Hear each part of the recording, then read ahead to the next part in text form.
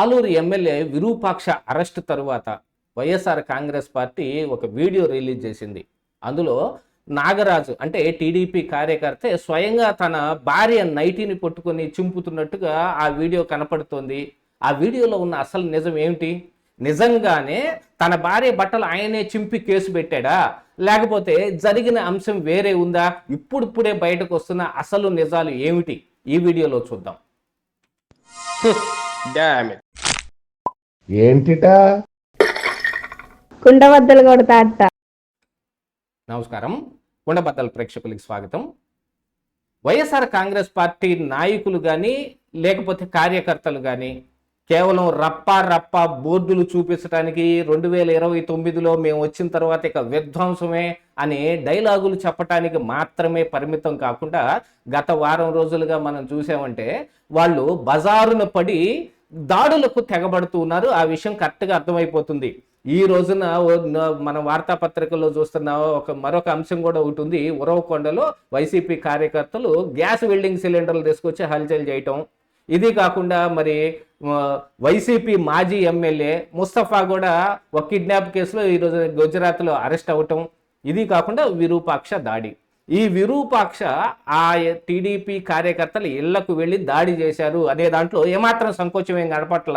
ఎందుకంటే విరూపాక్ష, ఆయన కొడుకు చంద్రశేఖరు, లేకపోతే మిగతా ఈ వైసీపీకి సంబంధించిన కార్యకర్తలందరూ ఆయన ఇంటి ముందు జరిగిన దాడిలోనే వీడియోలో బయటపడ్డారు. అంతలో అక్కడ దాకా దాడికి ఎందుకు వెళ్ళవలసి వచ్చింది? అంతమంది దుడ్డు కర్రలు తీసుకొని పెద్ద పెద్ద గుణపాలు తీసుకొని విరూపాక్ష గన్మెన్ కూడా ఆ దరిదాపుల్లోనే పెద్ద దుడ్డు కర్ర తీసుకొని కనపడుతూ ఉన్నాడు. ఈ విషయం అయితే పక్కా వాస్తవం.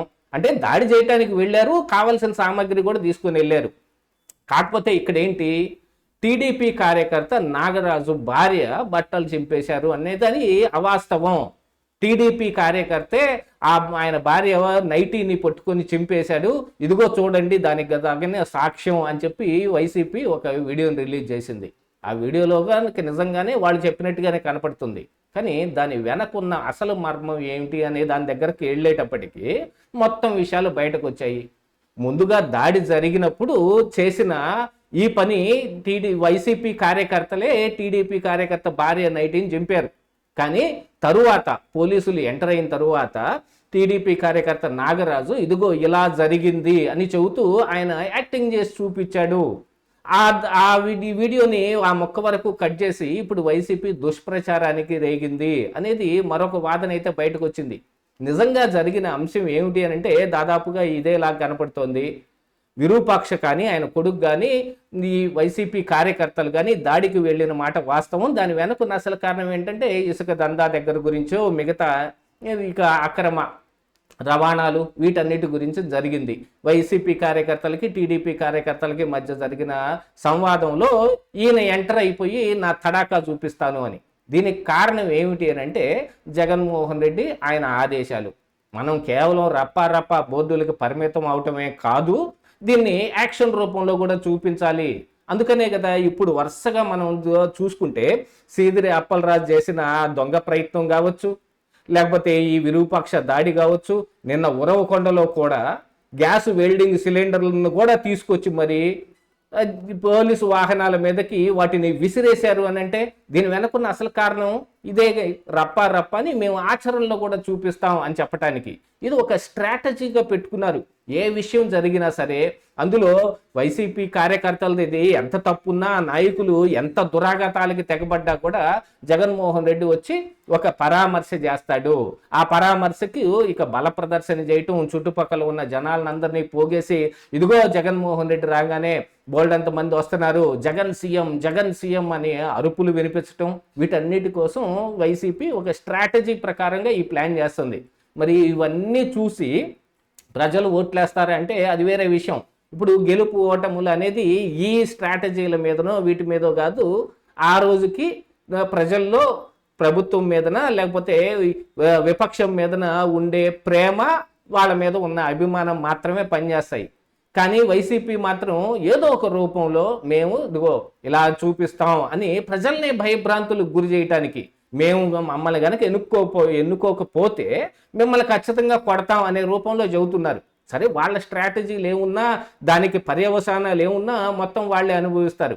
కానీ ఇక్కడ విరూపాక్ష అంశంలో మాత్రం ఆయన రిమాండ్కి పంపించిన తర్వాత వైసీపీ రిలీజ్ చేసిన ఈ వీడియోలో టీడీపీ కార్యకర్త చింపుతున్నట్టుగానే కనపడతా ఉంది. కాకపోతే ఆ విషయం ఏమిటి, ఎందుకు అలా వచ్చింది అని అంటే ఆ మొక్క వరకు కట్ చేసి మరి వైసీపీ ప్రచారం చేస్తున్న దాంట్లో ముందు జరిగిన అంశాన్ని పోలీసులకు వివరించే ఆ సమయంలో మరి నాగరాజు కూడా ఆవిడ భార్య మీదకి వెళ్ళి ఇదిగో ఇలా పట్టుకొని ఇలా చింపేశారు అని ఆయన యాక్టింగ్ చేశాడు. కానీ ఆ వీడియోని అంతవరకు కట్ చేశారు. తర్వాత వీడియో కనుక చూస్తే అందులో ఆవిడ బట్టలు కానీ ఆ నైటీ కానీ ఏం చిన్ని కనపడలా. అంటే నాగరాజు చింపినప్పుడు చినగంది, ఆ తర్వాత ఇదిగో ఇలా చింపారు అని చెప్పిన దాన్ని చూపించటానికి ఆయన చేసిన దాన్ని వీళ్ళు వాడుకోవటం మొదలుపెట్టారని కనపడుతుంది. దీనికంటే ముందుగానే ఆ చినిగిపోయిన నైటీ వేరే ఉంది. దాంతోపాటుగా దాడి చేయటానికి వచ్చిన మాట కూడా వాస్తవంగానే కనపడతా ఉంది. వీటన్నిటినీ చూసిన తర్వాత కూడా ఇంకా వైసీపీ వాళ్ళు చెప్పేది ఎవరైనా నమ్ముతారా అంటే నమ్మే అవకాశం ఉండదు. జగన్మోహన్ రెడ్డి ఈ స్ట్రాటజీలతోటి మరి ఇంకా 29 ఎన్నికల్లో ప్రజల్లోకి వెళ్ళి ఏ రకంగా గెలవటానికి ప్రయత్నం చేస్తున్నాడో అది ఆయన ఇష్టం, వాళ్ళ పార్టీ కాబట్టి మునిగితే వాళ్లే మునుగుతారు, తేలితే వాళ్లే తేల్తారు.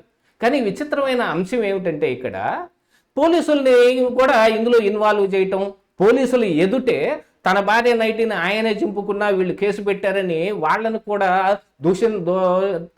దూషించటానికి తెగబడుతున్నారంటే వైసీపీ స్ట్రాటజీ చూడండి ఎంత దారుణంగా ఉందనేది.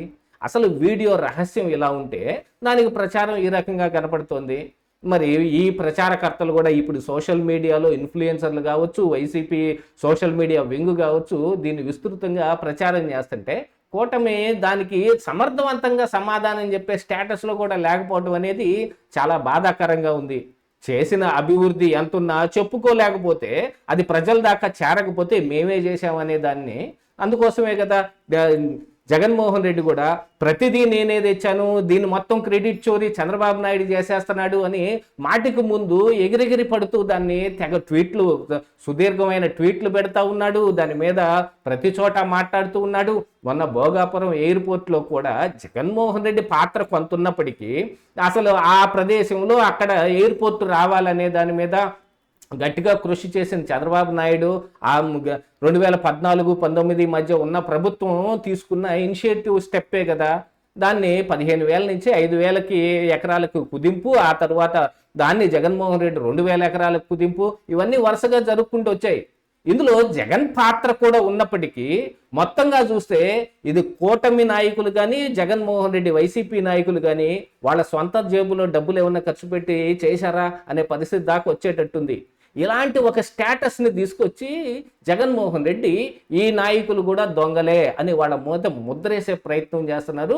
దీన్ని కూటమి సమర్థవంతంగా ఎదుర్కోలేకపోతోంది. ఇదే ఈరోజు కుండబద్దలు.